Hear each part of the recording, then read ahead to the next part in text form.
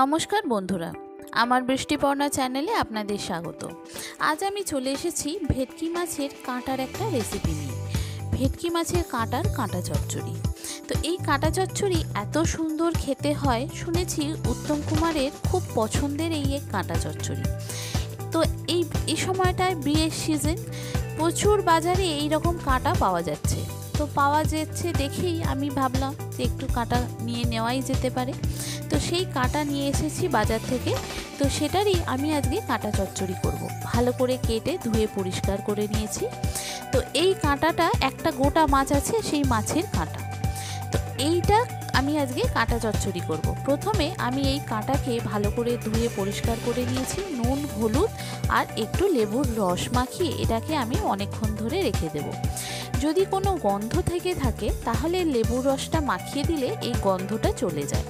আর এই কাঁটা তো অনেক দিন ধরে থাকে, মানে মাছটা তো প্রায় বরফের মাছ, অনেক দিন ধরে থাকে।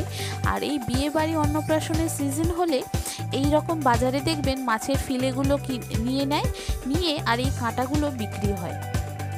তো এই সময়তে অনেক কাঁটা ভালো পাওয়া যায়। তো সেইটা দেখি মোটামুটি ভালো দেখে একটা কাঁটা নিয়ে চলে এসেছিলাম। সেটারই আজকে কাঁটা চচ্চড়ি করব। তো এই কাঁটাগুলোকে ভালো করে নুন, হলুদ আর লেবুর রস মাখিয়ে আমি প্রায় আধ ঘন্টার মতো রেখে দিয়েছি। এবার কড়াইতে সর্ষের তেল বেশ কিছুটা লাগবে, কেননা এই কাঁটা চচ্চড়ি একটু তেল বেশি হলে খেতে ভালো লাগে। তো তেলটা আমি ভালো করে গরম করে নিয়েছি। আর এই কাঁটাগুলোকে আমি একদম মরমরে করে ভাজবো, মানে একদম দেখবেন পাঁপড়ের মতো হয়ে যাবে, সেই রকমভাবে এই কাঁটাগুলোকে ভেজে নিতে হবে। এতে কি হয়, এই কাঁটা চচ্চড়ির স্বাদটা খুব ভালো হয়। দেখুন কাঁটা ভাজা হয়ে গেছে। এবার আমি একটু পেঁয়াজ, টমেটো নিয়ে নিয়েছি। আদা রসুন বাটা তো আমার ফ্রিজে থাকেই। এবার প্রথমে পেঁয়াজ, টমেটো এগুলোকে নিয়ে নেব। কাঁচা লঙ্কা দেব। আগে পেঁয়াজটা ভালো করে লাল লাল করে ভেজে নেব। যদি দরকার পড়ে এতে আপনি একটু নুনও দিয়ে দিতে পারেন, তাহলে পেঁয়াজটা তাড়াতাড়ি নরম হয়ে যাবে। এবার পেঁয়াজটা ভালো করে ভেজে নেওয়ার পর টমেটোটা দিয়ে দেব। দিয়ে তারপরে একে একে বেসিক যে মশলাগুলো আছে সেগুলো দিয়ে দেব। দিয়ে এটাকে আমি ভালো করে কষিয়ে নেব। বন্ধুরা, রেসিপিটি যদি ভালো লাগে তাহলে আমার চ্যানেলটিকে সাবস্ক্রাইব ও ফলো করে দেবেন, আর পাশের থাকার বেল আইকনটি অবশ্যই অন করে দেবেন। তাহলে যখনই আমি ভিডিও আপলোড করব আপনাদের কাছে নোটিফিকেশন চলে আসবে। আর ভিডিওটি দেখতে দেখতে একটা লাইক ও শেয়ার করে দেবেন। কেমন হলো রেসিপিটা আমাকে অবশ্যই কমেন্ট করে জানাবেন। ভালো লাগলে একটা লাইক ও শেয়ার করে দেবেন।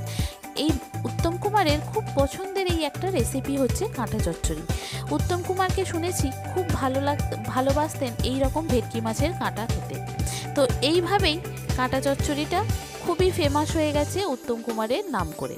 তো সেটাই আমি আজ আপনাদের সঙ্গে শেয়ার করলাম। দেখুন আদা রসুন বাটা দিয়ে দিয়েছি, টমেটো দিয়ে দিয়েছি, এবার কাঁচা লঙ্কাটাও দিয়ে দিলাম।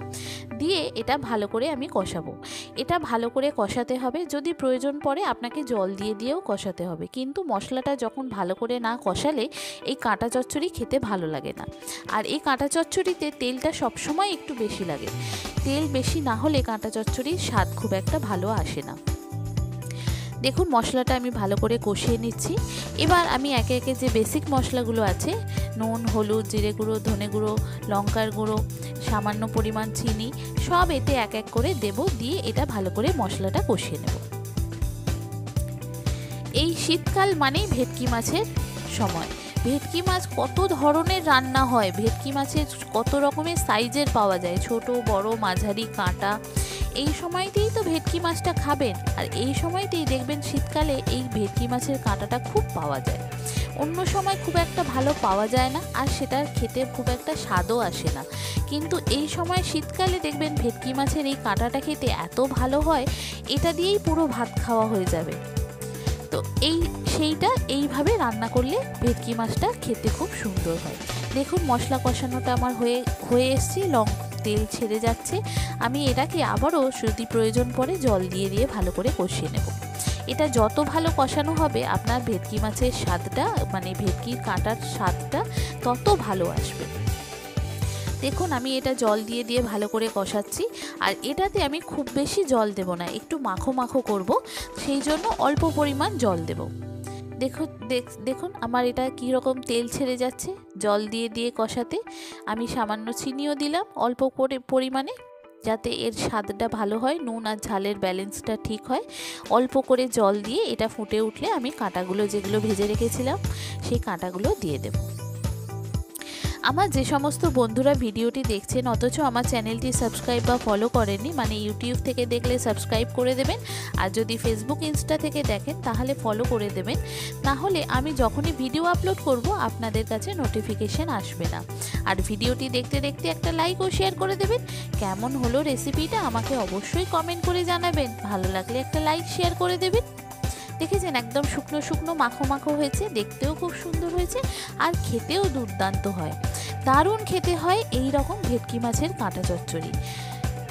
খুব সুন্দর খেতে হয়, দেখুন এত সুন্দর খেতে হয়, যারা আগে কখনো খাননি এইভাবে একবার ভেটকি মাছের কাঁটা খেয়ে দেখতে পারেন। খুব সুন্দর খেতে হয়, কথা দিচ্ছি খুব ভালো লাগবে। একবার খেলে বারবার এই কাঁটার ফিদা হয়ে যাবেন, এত সুন্দর খেতে হয়। তো এইভাবে আমি ভেটকি মাছের কাঁটা চচ্চড়ি রান্না করেছি, খুব সুন্দর দেখতে হয়েছে আর খেতেও খুব সুন্দর হয়েছে, একদম মাখো মাখো, আর গ্রেভিটাও দেখেছেন কি সুন্দর কালার এসেছে। এইভাবে একবার ভেটকি মাছের কাঁটা চচ্চড়ি রান্না করে দেখুন, খুব সুন্দর খেতে হয়। আর যখনই ইচ্ছা হবে তখনই মনে হবে এই রকম কাঁটা কিনে নিয়ে এসে চচ্চড়ি বানিয়ে খাই,